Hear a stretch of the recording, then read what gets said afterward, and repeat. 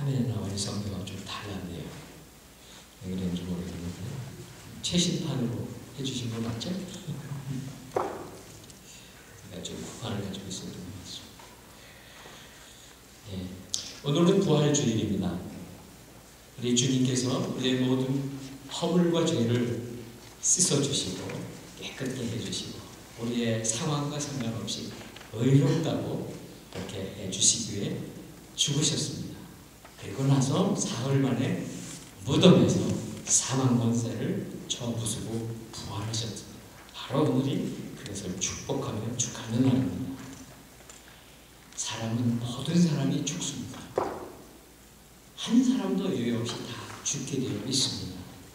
그런데요, 반드시 죽은 다음에 또 살아나게 되어 있습니다. 그래서 우리가 아셔야 됩니다. 그렇기 때문에 이 세상만 준비한 것이 아니라 죽은 다음도 준비를 하셔야 합니다. 예수님이 요한복음 5장에 이렇게 말씀하셨거든요.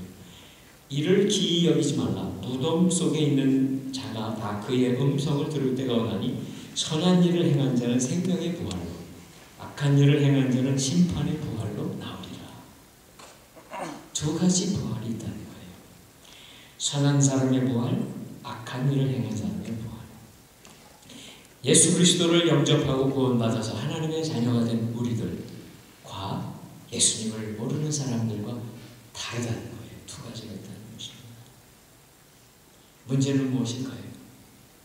저와 여러분 같이 구원받은 사람들은요, 우리가 영원한 생명을 누리게 되어 있습니다. 그런데 예수님을 모르는 사람들, 그들은 다시 살아나지만 그들은 영원한 심판을 받게 되어 있습니다. 지옥의 고통, 끊어지지 않는 그런 고통을 받게 된다는 것입니다. 오늘 저와 여러분이 읽은 말씀, 바로 베드로전서의 말씀은 64년경 예수님이 떠나시고 한 30년 후쯤입니다. 바로 로마의 황제인 네로가 핍박할 때입니다. 엄청난 핍박을 했던 그 시대에 성도들이 다 숨습니다. 그럴 수밖에 없죠. 믿음을 지킨다는 것이 참 어려울 때 그때 베드로 사도가 고난에 처해 있는 지금의 터키 지역에 있는 소아시아에 있는 교회에게 보낸 위로의 편지입니다. 3절 한번 비춰주시기 바랍니다. 3절. 네, 제가 성경이 달라서 읽진 않을게요. 그런데 오늘 3절에 보면 우리 주 예수 그리스도의 아버지가 나옵니다. 예수님의 아버지, 바로 성부 하나님이시죠. 성자 하나님이신 예수 그리스도의 아버지께서 예수님이 무덤에 갇혀 있을 때, 무덤에 묻혀 있을 때 그분을 살려내십니다. 살려내시는 방법은요, 성령 하나님의 권능으로 살려내십니다. 부활은 하나님 아버지께서 아들이신 예수 그리스도를 성령의 권능으로 새롭게 살리시는 역사입니다. 예수님이 부활하신 것은 바로 첫 번째 부활의 열매입니다. 그리고 나서 이 부활의 열매를 따라서 많은 사람들이 부활을 하게 될 것을 예수님이 우리에게 가르쳐주고 또 약속을 해주셨습니다. 그런데 이 부활한 사람들에게는 소망이 두 가지 소망이 있습니다. 첫 번째는 무엇입니까?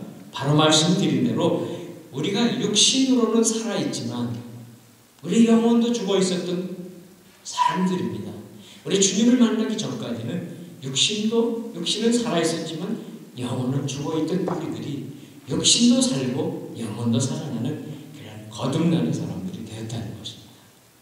이것이 바로 주님이 죽으셨다가 다시 살아나심으로 우리에게 주신 놀라운 은혜입니다.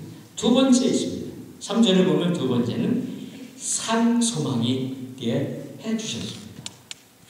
맨 끝줄에 보면 산 소망이 있다고 나옵니다. 산 소망.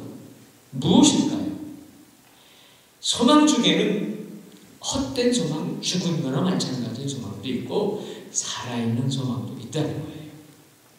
이 땅에 우리들이 살아가면서 다 소망이 있습니다. 소망이 없이는 살 수가 없습니다. 그런데 내가 더 좋은 자리에 진급해야지. 이번에 이 사업을 성공해야지. 우리 자녀가 좋은 학교 가야지. 소망이 있지 않습니까?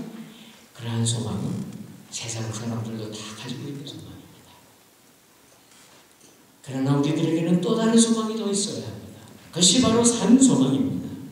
이 산소망은 바로 그 다음 4절과 5절에 나오는 것을 말씀하고 계세요. 그것은 바로 우리가 끊어지는 소망, 없어지는 소망, 분명히 사라지고 말 것들, 그러한 것에 대한 소망이 아니라는 것입니다. 그렇죠? 제가 말씀드린 대로 우리의 자녀들, 우리 자녀들 지혜롭고 공부 잘하고 이 땅에서 자리 잡아가는 그 일을 하기를 우리는 다 소망하지만 그 일들을 계속되지는 않습니다. 또 우리 성인들도 마찬가지입니다. 이 땅에 살아가면서 우리가 바라는 것들이 얼마나 많습니까? 그러나 그런 것들은 한번 성취되고 그러고 나서 끝입니다. 그리고 또 다른 걸 찾아야 합니다. 그러나 오늘 예수 그리스도께서 우리에게 주시는 이 산 소망은 정말 영원토록 우리를 붙잡고 계시는 우리의 영원한 살아있는 소망입니다. 그런데요, 우리에게 이렇게 부활을 통해서 주시는 소망을 주시는 이유가 있습니다. 3절에는 이렇게 설명하고 있어요. 그 이유는 하나님의 그 크신 많으신 긍휼하신 때문이라고 하십니다. 하나님은요, 아들, 자식을 십자가에 내주신 아버지십니다. 어떻게 그럴 수가 있으십니까? 우리가 지금 대한민국에 우리 고등학생들이 수학여행을 갔다가 수많은 생명들을 우리는 잃고 있습니다.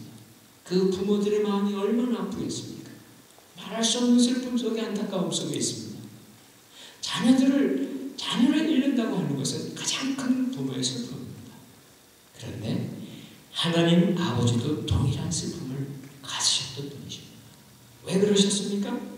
이유는 한 가지밖에 없습니다. 그것은 바로 이 땅에 여러분들을 위해, 우리들을 위해 우리를 사랑하시기 때문입니다. 그것밖에는 없습니다. 바로 오늘도 우리에게 살아있는 소망을 주시는 하나님은 이유는 한 가지입니다. 바로 하나님의 사랑하심, 긍휼하심, 인자하심 때문입니다. 4절과 5절을 보십시오. 4절과 5절을 비춰주시면 그 소망의 내용이 두 가지가 나옵니다. 4절에 첫 번째 나오는 것은 무엇입니까? 성경 말씀이 조금 다르긴 한데요. 그러니까 하늘에 쌓아도 썩지 않고 더러워지지 않고 쇠하지 않는, 이렇게 나오죠. 우리가 이 땅에 쌓으려고 하는 것들은 다 어떤 것인가 하면요, 썩습니다. 더러워집니다. 쇠합니다. 그 말씀을 하는 것입니다. 그러나 우리가 쌓아두는 것, 하늘에 쌓아두는 것들이 있을 수 있다는 것입니다. 하늘에 무엇을 쌓을 수 있겠습니까? 우리가 아무리 많은 재물을 가지고 있다고 한들 하늘에 가져갈 수가 없습니다. 우리가 아무리 높은 지위를 우리가 누렸다 하더라도 하늘에 가져갈 수 없습니다. 도대체 무엇을 가져갈 수 있겠습니까?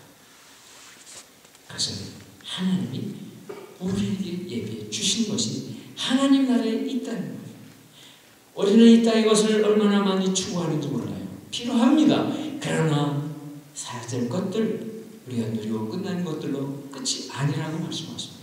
우리에게는 더 좋은 것, 더 아름다운 것, 더 놀라운 것들이 하나님 나라에 썩지 않을 곳에, 사라지지 않을 곳에 보관되어 있는 사람들의 것을 믿으시기를 바랍니다. 그것이 첫 번째 귀한 선물입니다. 두 번째는 또 무엇일까요? 5절입니다. 5절을 보시면 뭐라고 말씀하고 있죠? 마지막 때에 나타나려고 얘기하신 구원.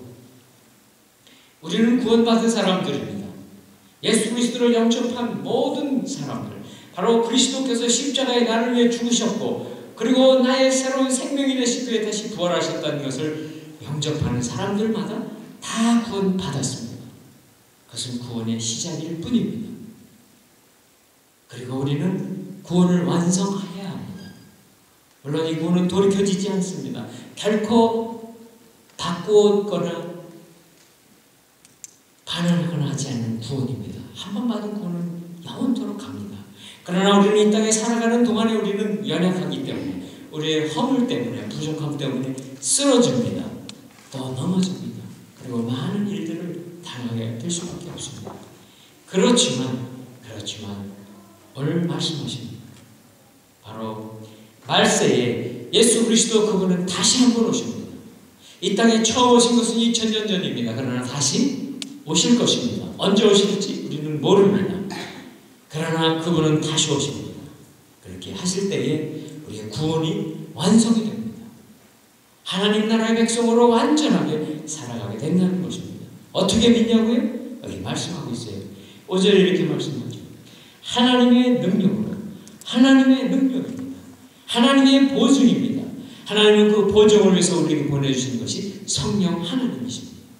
사랑하는 성도 여러분, 우리 마음속에 성령 하나님과 계심을 믿으시기 바랍니다. 그것이 하나님의 보증서입니다. 이것이 하나님 주시는 선물입니다. 그런데 우리가 이렇게 귀한 소망을 가지고 있지만 우리 현실은 어떻습니까? 6절 보십시오. 6절 보시면 이런 말씀이 나오죠. 이제 온갖 시험을 당해 잠시 근심하고 있다는 거예요. 물론 이 편지를 받는 소아시아에 있는 많은 교회들은 핍박받고 있습니다. 로마의 탄압을 받고 있습니다. 죽을 수도 있습니다. 아니면 어떻게 하든지 살아남기 위해서 정말 고난을 통과합니다. 물론 우리들은 그렇지 않습니다. 우리들이 누가 와서 믿지 말라고 합니까? 방해합니까? 그렇지만 우리는 끊임없이 염려하고 근심하고 살아갑니다. 여기 그런 말씀이 나오죠. 잠깐 근심합니다. 사실 근심할 때는 잠깐이 아니더라고요. 우리 가운데 근심이 있다면 그 근심을 하는 순간에는 너무나 시간이 길어요. 도대체 이 근심과 걱정이 언제 끝날까? 안 끝날 것 같아요. 어제도 근심했고 오늘도 근심했고 내일도 그럴 것 같아요. 그러나 분명히 하나님은 약속하시는데 어떻게 약속하시는가? 이렇게 약속하십니다. 근심은 잠깐같이 지나갈 것입니다. 그리고 오히려 근심이 변하여 기쁨이 될 것을 믿으시기를 바랍니다. 이것이 하나님이 우리에게 주시는 약속입니다. 또 한 가지 있습니다. 7절 보십시오. 7절 보시면 믿음의 시련이 불로 단련하여 없어질 금보다 더 귀하다고 말씀하십니다. 금, 우리 순금 집사님도 있지만 순금이라고 하는 것은 무엇인가? 여러 가지 불순물이 섞여 있는 것을 자꾸 도가니에 넣고 아주 고온으로 달구는 거예요. 그러면 불순물이 타서 없어집니다. 다 사라집니다. 그렇게 해서 순금을 만드는 거예요. 그래서 귀한 보물이 되는 것입니다. 이 보물이 소중하고 얼마나 귀한 거예요. 그런데 우리의 믿음도 그렇게 될 수 있다는 것입니다. 믿음, 이 믿음은 시련의 도가니를 통과하게 되어 있다는 것입니다. 우리의 믿음은 시작할 때는 기쁨으로 시작하지만 계속 기쁨이 있지는 않더라고요. 어려운 일을 만나고 힘든 일을 만나는데 그때마다 우리가 도가니를 또 들어가고 또 용광로를 통과하는 그런 금처럼 하나님은 우리를 더 정결하게 하시면서 어떻게 만드시는가? 이렇게 만드십니다. 아무리 순금이라도 하나님 나라에 들어가기 전에 통과하는 눈이 있어요. 바로 우리가 아무리 많은 금을 땅에 가지고 있더라도 말씀드린 대로 모든 우리 사람들은 다시 살아나거든요. 그리고 이 땅에 다시 오시는 예수 그리스도 그분이 심판주로 오실 때에 그 심판대 앞에 다 서는 거예요. 그러면 그때 어떻게 통과하겠습니까? 그 심판의 불은 너무 뜨겁습니다. 용광로의 불보다 더 뜨겁습니다. 이 땅에 아무런 쇠나 금붙이나 어떠한 것도 그 용광로에 들어가면 다 타버립니다. 아무것도 남는 게 없습니다. 그런데 남는 게 하나 있습니다. 그것은 바로 시련을 통과하고 고난을 통과한 믿음은 남습니다.